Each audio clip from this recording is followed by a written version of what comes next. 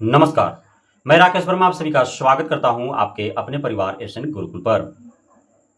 बिहार के उन सभी प्लस टू हाई स्कूल अर्थात उच्च माध्यमिक विद्यालय जो के पाठक के रहते हुए हाई स्कूल से अपग्रेड होकर के प्लस टू हाई स्कूल बने हैं। आप सभी को ज्ञात होना चाहिए कि वर्तमान में बिहार के लगभग सभी पंचायतों में एक एक प्लस टू हाई स्कूल हो चुके हैं। पूर्व में लगभग 6421 पंचायतों में प्लस टू हाई स्कूल नहीं थे।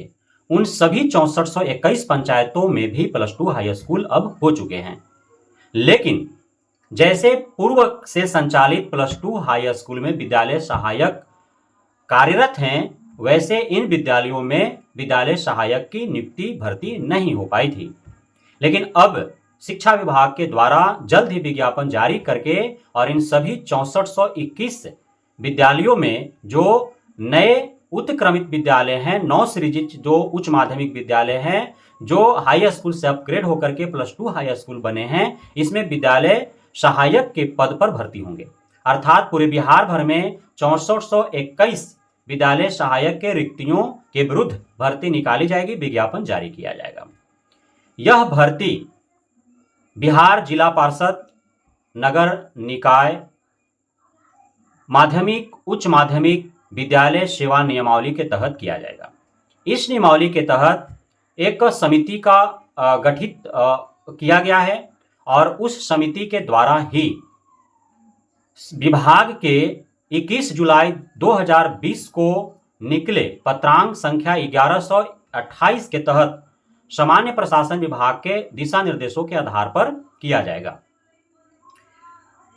इसमें विद्यालय सहायक बनने हेतु अभ्यर्थियों की योग्यता, शैक्षणिक योग्यता जो है वह मात्र इंटरमीडिएट होना चाहिए। जो इंटरमीडिएट हैं वे इस हेतु आवेदन कर सकते हैं। लेकिन इसमें एक शर्त है कि यह जो बहाली हो रही है यह अनुकंपा के आधार पर भर्ती होने वाली है और इसके अभ्यर्थी वही हो सकते हैं जिनके माता पिता या कोई अन्य अभिभावक ड्यूटी के दौरान, चाहे वे शिक्षक थे या शिक्षणेतर कर्मी थे, उनकी मृत्यु हो गई तो मृतक शिक्षक, शिक्षिका या शिक्षणेतर कर्मी के आश्रितों को ही अनुकंपा के आधार पर प्लस टू हाई स्कूल में अर्थात उच्च माध्यमिक विद्यालयों में विद्यालय सहायक के पद पर नियुक्ति होगा। तो तय है कि यह जो भर्ती होगा वह डायरेक्ट भर्ती होगा। इसमें इंटरमीडिएट शैक्षणिक क्वालिफिकेशन चाहिए और शर्त होगा कि किसी मृतक शिक्षक, शिक्षिका या शिक्षणेतर कर्मी का आश्रित हो। साथ ही इसमें जो भर्ती की प्रक्रिया अपनाई जाएगी उसमें अवरोही क्रम के आधार पर अपनाया जाएगा। अर्थात वैसे अभ्यर्थी जिनका के माता पिता, जिनके अभिभावक की मृत्यु पहले हुई होगी उनको पहले प्राथमिकता दी जाएगी और जिनको बाद में हुई होगी उनको बाद में प्राथमिकता दी जाएगी। 6421 पदों के विरुद्ध प्राथमिकता पहले अनुकंपा वालों को दिया जाएगा जो वर्षों से इंतजार कर रहे हैं और यदि उनसे पद भर नहीं पाएगा तब फिर शिक्षा विभाग के अन्य नियमों के तहत रिक्तियों को भरा जाएगा। तो जो भी अनुकंपा पर भर्ती हेतु इंतजार कर रहे हैं उन्हें अपना सारा डॉक्यूमेंट्स रेडी रखने की आवश्यकता है। बेहद जल्द विज्ञापन जारी कर और इस पद हेतु भर्ती कर लिया जाएगा। आप सभी जितने भी अनुकंपा पर भर्ती हेतु इंतजार कर रहे हैं, आप सभी को शुभकामनाएं कि यथाशीघ्र आप विद्यालय सहायक के पद पर भर्ती हो जाएं। अब आप काफी असमंजस में पूर्व से थे कि आखिर किन पदों पर भर्ती होगा, क्या योग्यता निर्धारित किए जाएंगे, तमाम तरह के। हालांकि वैसे आश्रित जिन्होंने बीएड डीएलएड कर रखा है तो उनको शिक्षक के पद पर भी भर्ती किया जाएगा।